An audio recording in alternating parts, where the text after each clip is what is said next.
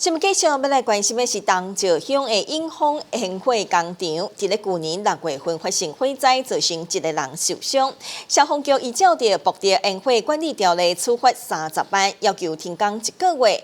没想到过无一冬，伫咧日前阁再度来发生着火灾，造成1名员工受伤。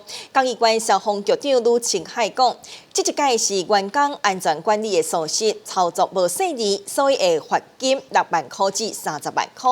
因为是累犯，所以将会重罚。要求工厂内底发生火警的阿药是爱停工，等大家先完成稽查通过，才会当来恢复来工作。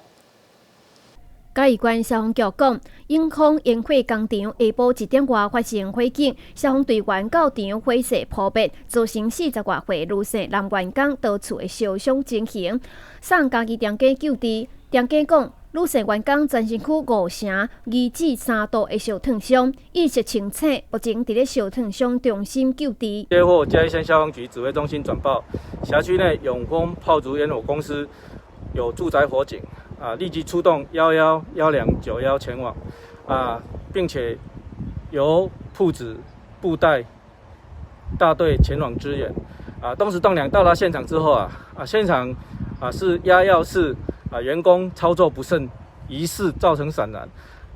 员工有多处烧烫伤由东石91送往长庚医院救治。后续起火原因由警方做后续的调查以及处理。